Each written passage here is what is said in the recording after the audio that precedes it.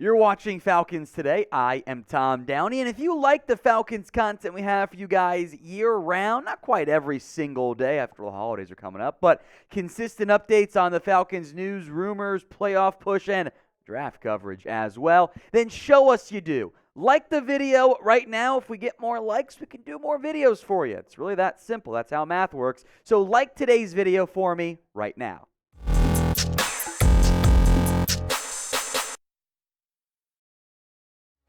Here's what's coming up on today's show. Some minor Falcons news in terms of the latest practice squad edition, and a rather interesting selection in the latest Todd McShay mock draft from ESPN for the Falcons. Not going defensive help. Instead, they're going with the quarterback. We'll get to that, but first, some news on the a bit oldish, but we still want to mention it because that's what we try to do here. Javelin Guidry has signed with the Atlanta Falcons practice squad. It's his fifth team this year, kind of in a whirlwind tour for Guidry so far this year. Arizona, bouncing around, the Eagles, now the Falcons. Actually has started some games in the past. He kind of profiles as a nickel corner. I liked him coming out of Utah a few years ago. Offers some speed, some special teams impact, and you're just trying to find some depth late in the season and maybe a futures candidate for you and have him in your building more for the offseason coming up here in hopefully more than a month, but kind of feels like it might be a month playoff-wise here. Falcons are in a must-win game this week against the New Orleans Saints, or else their playoff hopes are well and truly cooked. Andy Dalton, of major note, will be getting the start again for the Saints, not Jameis Winston, and I think there's a real argument that that's better for you to face Dalton than it is Winston. Dalton, I would say, is a more consistent, more steady, maybe more reliable quarterback. And the numbers are not that dissimilar. Dalton's been slightly more accurate. Now, of course, big-time snap differences here that lead to very different yards, etc. But the average is very similar. The turnovers are very much in favor of Dalton in the positive context there. But the reason why I'm okay facing Dalton is Winston gives you more variance, both negatively and positively. And that is why Dalton's starting, because coaches hate that. But opposing teams don't normally like that either because it leads to some potential chaos. Who would you rather face if you were the Atlanta Falcons this upcoming week? This is the pinned comment on today's show. So if an ad break comes here on YouTube, it's fine. While the ad plays, head down to that pinned comment and let me know. AD for Andy Dalton or JW for Jameis Winston. Who would you rather face at quarterback if you were the Falcons? Now time for the meat of today's show. A very interesting mock draft here, and we'll break this down, by the way, on our Chat Sports channel, every single pick. But Falcons have the number 6 pick on that ESPN mock draft, so the pick is Will Levis. Now, to background here, Bryce Young goes number 1, Jalen Carter 2, Will Anderson 3, CJ Stroud 4, Bijan Robinson goes 5 to Philadelphia.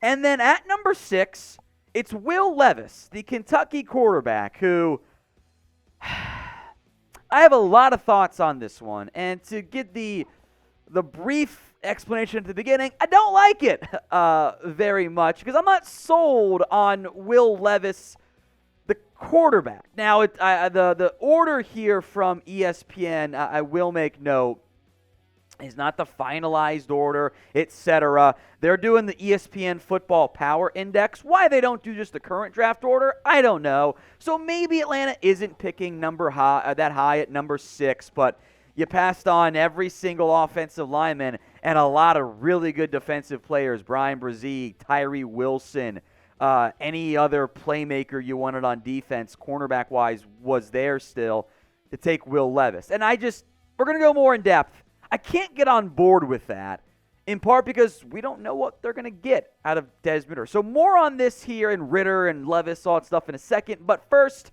today's show is sponsored by Fetch. It's a super easy app to use and free that lets you earn rewards on literally anything that you buy. You scan any physical receipt or e-receipt, and you'll earn points for your purchases. The process, by the way, takes only seconds, as you'll see here momentarily in this handy-dandy little video we filmed for you guys. All you do is open up the Fetch app, press the orange camera button, and snap a photo of your receipt. Hit submit, and you'll see that confetti pop showing that you've earned more reward points. It's a super simple process. You click the e-receipt function to get rewarded for your Amazon purchases or other online shopping you've done by just syncing your email account. You can then redeem those points for gift cards at Amazon, Starbucks, or any of the hundreds of other retailers and restaurants that are available through the Fetch app. It's available on iPhone and Android if you're like me. Use our link, chatsports.com/fetch.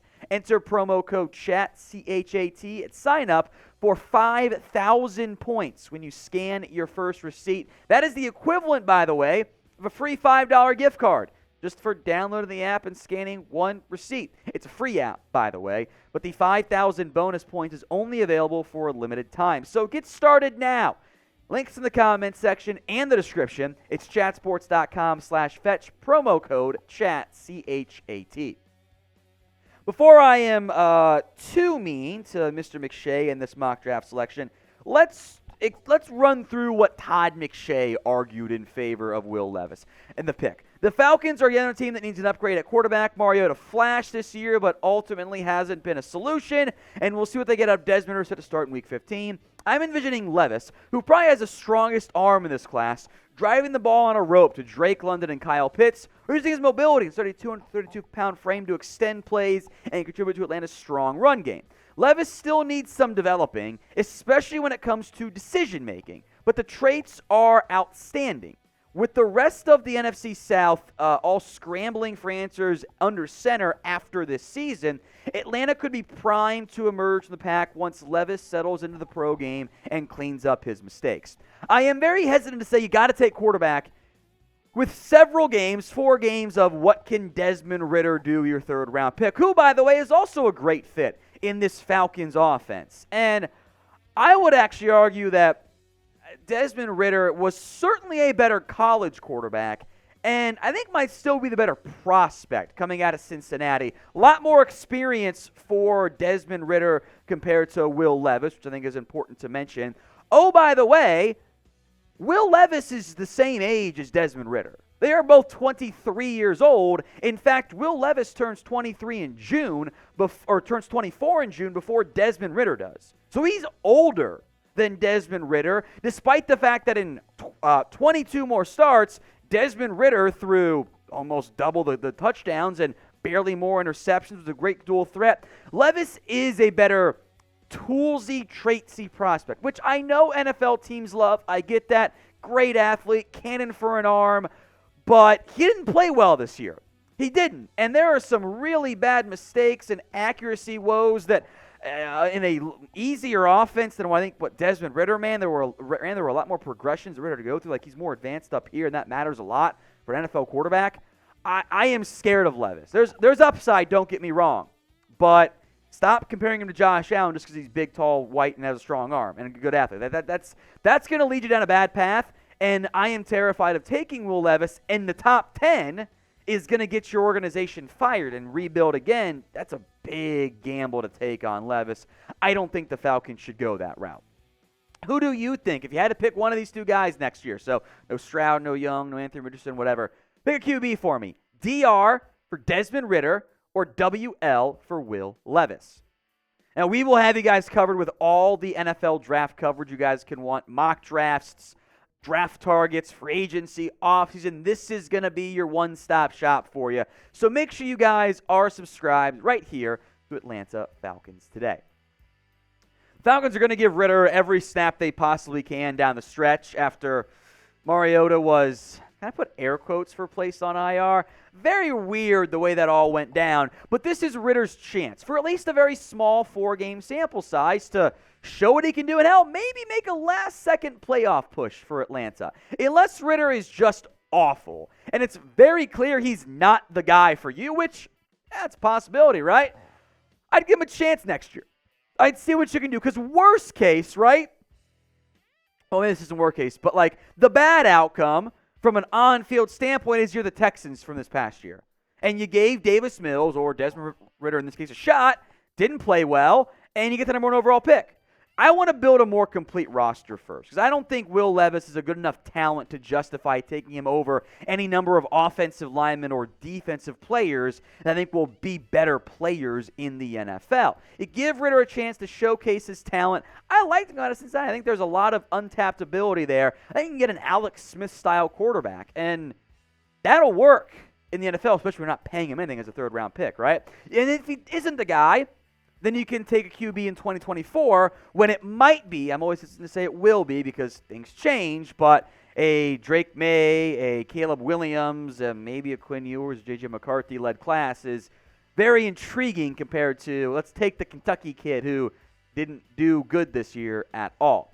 So when it comes to the 2023 NFL draft, I think my answer is pretty obvious right now. But would you take a QB in the top 10, especially someone like Will Levis, in the draft? Why for yes and for no right now in the comment section.